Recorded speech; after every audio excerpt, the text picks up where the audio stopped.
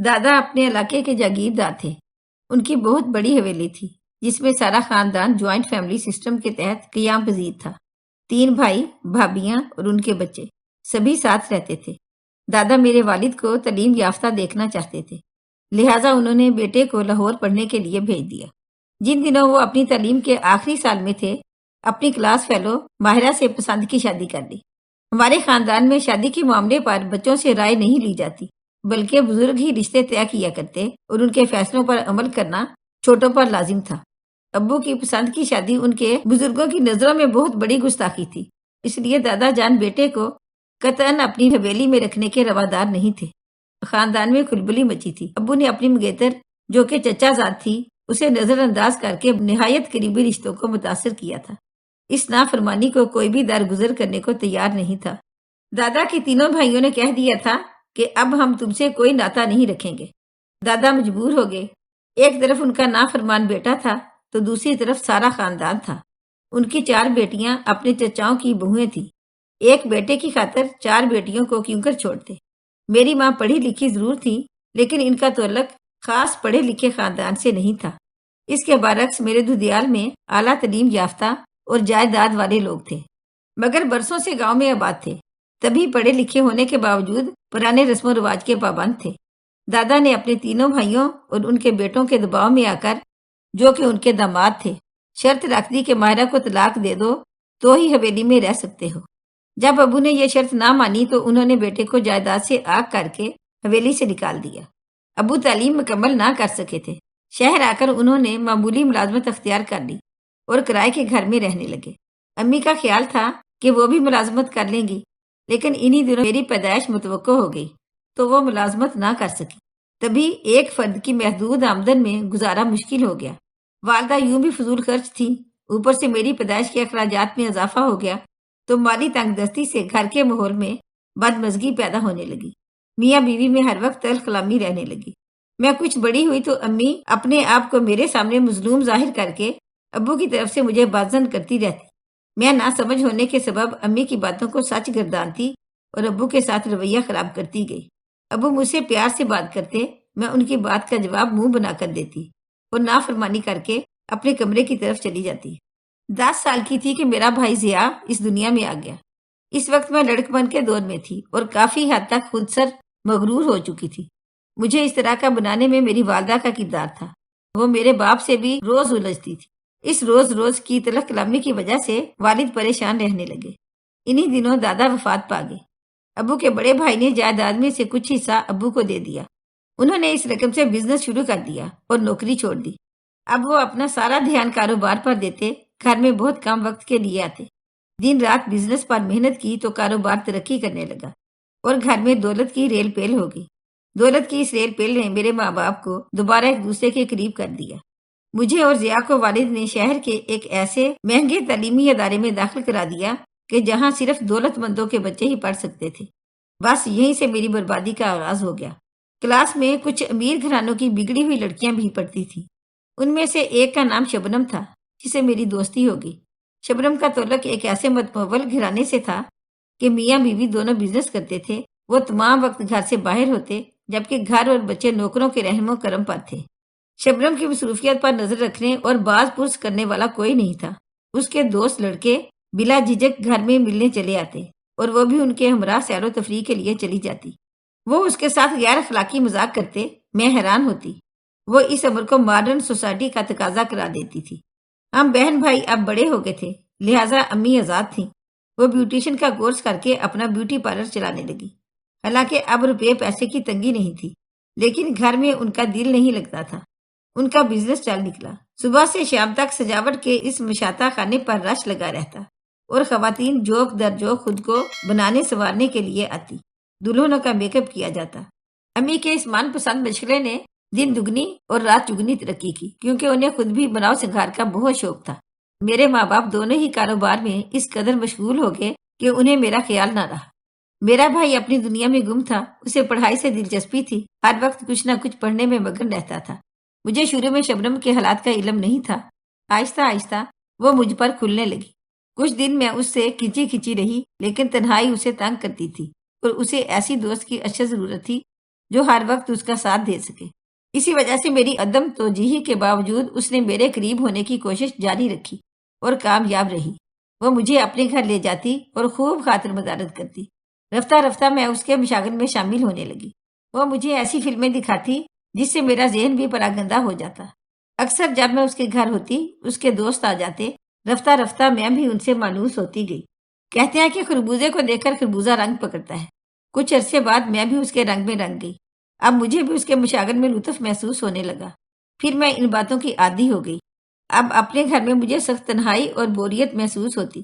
ضیاء کی وجہ سے میں شبنم کو کم ہی گھر بلاتی تھی، جبکہ وہ روز شام کو مجھے اپنی کار میں لینے آ جاتی۔ میں بھی وقت مقرر پر اس کا بے چینی سے انتظار کرتی۔ اس بوریت سے بچنے کے لیے ہی اس نے مجھے ویڈیو سینٹر سے فلموں کی کیسٹیں لا کر دینا شروع کر دی، اور میں آہستہ آہستہ پڑھائی سے دور ہوتی گئی، جس کی وجہ سے سیکنڈ ایئر کے پیپر اچھے نہ ہوئے اور نتیجہ 0 رہا تو میں نے پڑھائی کو ہی خیر بات کہہ دیا، مگر اس بات کا تذکرہ امی ابو سے نہ کیا کہ اب میں کالج نہیں جاتی۔ روز کالج کے لیے گاڑی لے کر نکلتی اور وہاں جانے کی بجائے کبھی شبنم کے گھر یا پھر اس کے کسی دوست کے ہمراہ سیر سپاٹے کو چلی جاتی، کیونکہ وہ سب اب میرے بھی دوست بن گئے تھے۔ ہم کسی تفریحی مقام پر جا کر خوب ہلا گلا کرتے۔ ایک دن ہم نے پکنک کا پروگرام بنایا۔ بدقسمتی سے میری گاڑی خراب ہو گئی۔ میں ٹیکسی کا انتظار کرنے لگی۔ تبھی ایک نوجوان کار چلاتا ہوا پاس سے گزرا۔ اس نے ایک نظر مجھے دیکھا اور کار کو پیچھے لے آیا۔ پوچھا کہ کیا آپ کو کہیں جانا ہے؟ انتظار میں کھڑی ہیں؟ برا نہ مانیے تو آئیے میں آپ کو جہاں جانا ہو وہاں چھوڑ دوں۔ مجھے ٹیکسی کے انتظار میں بے حد کوفت ہو رہی تھی، لہٰذا میں اس کی گاڑی میں بیٹھ گئی۔ اس نے مجھے شبنم کے گھر ڈراپ کر دیا اور خدا حافظ کہتے وقت اپنا کارڈ بھی دے دیا۔ ایک روز سو کر اٹھی، ابو آفس اور امی اپنے پارلر جا چکی تھی اور ضیاء کہیں جانے کی تیاری کر رہا تھا۔ میں نے بھائی کے گھر سے جانے کا انتظار کیا اور جب وہ چلا گیا تب اس اجنبی کو فون کیا۔ اس کا نام عمیر تھا۔ میں نے اسے کہا کہ آپ میرے گھر آ کر چائے پیئیں گے تو مجھے خوشی ہوگی، میں آدھ گھنٹے میں پہنچ سکوں گا۔ یہ کہہ کر اس نے ریسیور رکھ دیا۔ یہ آدھ گھنٹہ اتنی بے قراری سے کٹا جیسے طویل وقت گزارنا پڑا ہو۔ بالآخر بیل بجی اور میں نے دوڑ کر گیٹ کھولا۔ وہ سامنے کھڑا تھا۔ مسکرا کر اس کا استقبال کیا۔ کافی دیر ہم ادھر ادھر کی باتیں کرتے رہے۔ میں نے اسے اپنے بارے میں اور اس نے اپنے متعلق بتایا۔ یہ ہمارا پہلا تفصیلی تعارف تھا۔ میں نے اسے بتایا کہ جب میں بور ہوتی ہوں انگلش فلمیں دیکھتی ہوں۔ کہنے لگا، بالکل میں بھی، بلکہ ایک فلم تو اب بھی میری گاڑی میں پڑی ہے، ابھی میں نے دیکھی نہیں ہے، کہو تو اٹھا لوں؟ کیوں نہیں، میں نے جواب دیا، آپ کی پسند بھی تو دیکھیں۔ میرا انتخاب نہیں ہے، بس ایک دوست نے دی تو لے لی۔ وہ گاڑی سے کیسٹ اٹھا لایا اور میں نے لگا دی۔ تھوڑی ہی دیر دیکھی تو کچھ نامناسب محسوس ہوئی۔ میں نے ٹی وی بند کر دیا۔ اس نے بھی سکون کا سانس لیا اور معذرت کی کہ اسے معلوم نہیں تھا کہ اس فلم میں کچھ غیر شائستہ مناظر ہیں۔ بہرحال اس کے بعد ہمارا اعتماد ایک دوسرے پر بہت بڑھ گیا۔ اب میں جب گھر میں اکیلی ہوتی اسے فون کرتی، وہ آ جاتا۔ ہم تھوڑی دیر گھر میں بیٹھتے اور پھر باہر چلے جاتے۔ مجھے عمیر کے ساتھ جانا، اس سے باتیں کرنا بہت اچھا لگتا۔ اب میں نے شبنم اور اس کے دوستوں سے ملنا بہت کم کر دیا تھا۔ عمیر کے ساتھ 2 سال دوستی میں گزارے، پھر وہ اچانک غائب ہو گیا۔ اس کے آفس سے پتہ کیا، معلوم ہوا کہ وہاں سے جا چکا ہے۔ اب میں ان لمحات کی یاد میں رہنے لگی جو اس کے ساتھ گزارے تھے۔ اس کے سوا کسی اور سے ملنا، بات کرنا مجھے اچھا ہی نہیں لگتا تھا۔ خدا جانے اس نے کیا جادو کیا تھا کہ میرا دل ہر پل اس کے لیے بے قرار رہتا تھا۔ 2 ماہ بیت گئے اور علم نہ ہو سکا وہ کہاں کھو گیا ہے۔ میری بے قراری عروج پر تھی کہ اچانک ایک روز اس کا فون آ گیا۔ میں بیرون ملک جانے کی تگ و دو میں تھا۔ ویزا مل گیا ہے، کل جا رہا ہوں۔ یہ خبر سن کر میں بجھ گئی، جیسے کوئی بہت قیمتی شے مجھ سے کھوئی جا رہی ہے۔ کیا مجھ سے مل کر نہیں جاؤ گے؟ میں نے بھی بجھی آواز میں پوچھا۔ ہاں ضرور ملوں گا، لیکن وقت بہت کم ہے۔ تم ہی سے ملنے تو اسلام آباد سے آیا ہوں، تو کب ملو گے؟ آج رات کی فلائٹ ہے، ایسا کرو کہ اپنے گھر کے پاس پارک میں آ جاؤ، میں وہیں ملوں گا۔ ہمارے گھر کے قریب ایک چھوٹا سا خوبصورت پارک تھا جہاں رش نہیں ہوتا تھا۔ ہم ایسے علاقے میں رہتے تھے جہاں بڑی بڑی کوٹھیاں تھیں، سڑکیں اعلیٰ اور صاف ستھری لیکن سنسان رہتی۔ بہت پوش علاقہ تھا۔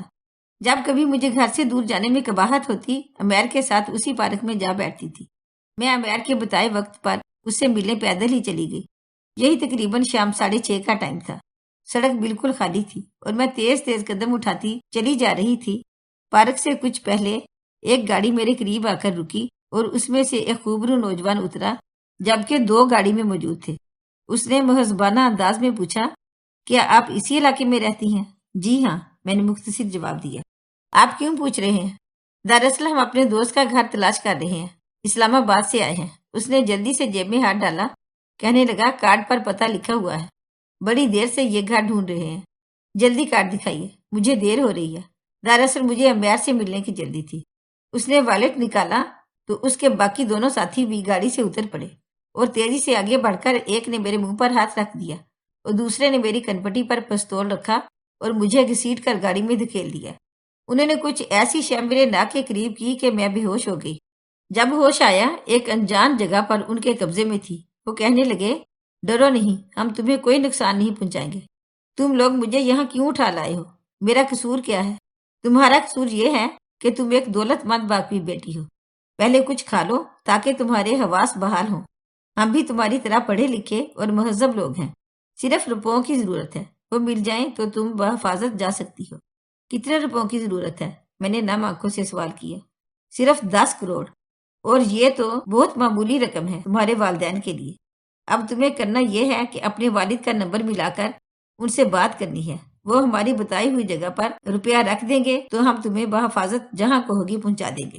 میری جان پر بنی تھی، عمیر سے ملاقات تو بھول ہی گئی تھی، تاہم خیال آیا کہ کاش وہ مجھے پارک میں نہ بلاتا تو میں پیدل گھر سے نہ نکلتی اور نہ یہ سانحہ پیش آتا۔ جب جان پر بنی ہو، انسان ہر ممکن طریقے سے خود کو بچانے کی کوشش کرتا ہے۔ میری تو جان کے ساتھ ساتھ عزت پر بھی بنی ہوئی تھی، میں کلی طور پر ان کے بس میں تھی۔ مرتا کیا نہ کرتا کہ مصداق، میں نے فون نمبر ملایا اور جیسا انہوں نے کہا ویسا ہی ابو سے کہہ دیا۔ وہ بے حد گھبرائے ہوئے تھے۔ ابھی میں بات کر ہی رہی تھی کہ میرے سیادوں میں سے ایک نے مجھ سے فون لے کر بند کر دیا اور یہ کہہ کر چلے گئے کہ اپنے باپ کو 2 دن سوچنے دو۔ یہ 2 دن گزارنا میرے لیے قیامت سے کم نہ تھا۔ رو رو کر نڈھال ہو گئی۔ ادھر میرے والدین بن جل مچھلی کی طرح تڑپ رہے تھے۔ انہیں فون میرے نمبر سے کیا گیا تھا۔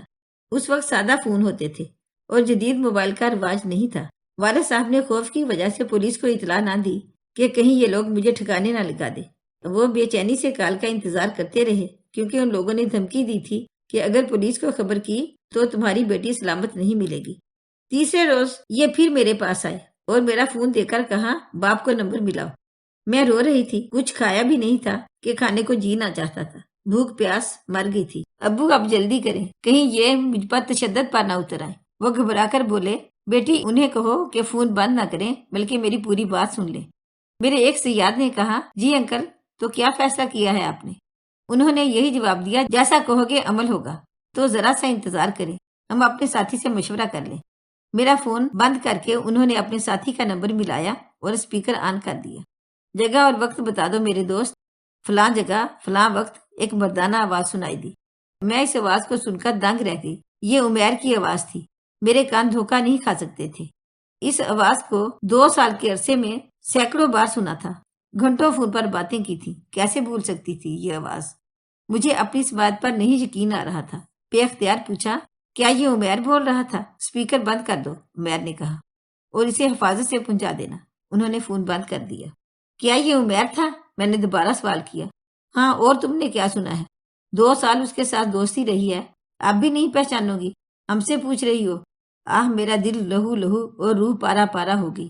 اے کاش میں یہ آواز سننے سے قبل مر جاتی۔ آنسو آنکھوں سے بہہ رہے تھے۔ قصہ مختصر، والد صاحب نے ان کی ہدایت پر عمل کرتے ہوئے رقم وہاں پہنچا دی جہاں انہوں نے کہا تھا، اور انہوں نے مجھے بحفاظت واپس پہنچا دیا۔ یوں ایک کھوئی ہوئی بیٹی ماں باپ کو مل گئی، لیکن اب بھی اس بات پر پچھتاوا اور دکھ ہے جو بھولتا نہیں کہ یہ عمیر ہی تھا جس نے رقم کی خاطر مجھے اغوا کروایا۔ اے کاش کوئی لڑکی اس قدر لاپرواہ نہ ہو جائے کہ کسی اجنبی کو اپنا سمجھ کر اس پر بغیر سوچے سمجھے بھروسہ کر لے۔ اے کاش ماں باپ بھی بچوں کے روز و شب پر نظر رکھے اور ان کو بالکل آزاد نہ چھوڑیں۔ میری تو قسمت اچھی تھی کہ صحیح سلامت اپنے والدین کو مل گئی۔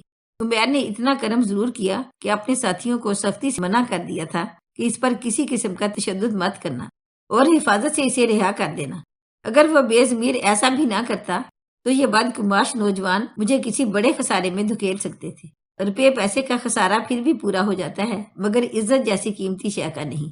یہ واقعہ آج سے 30 برس قبل کا ہے، مگر دل آج بھی اتنا ہی زخمی ہے جتنا اس دن ہوا تھا جب مجھے علم ہوا تھا کہ یہ عمیر ہی تھا جس نے میرے ساتھ دوست بن کر دھوکہ کیا میرے والدین نے اس واقعے کا کبھی کسی سے ذکر نہ کیا اور لب سی لیے۔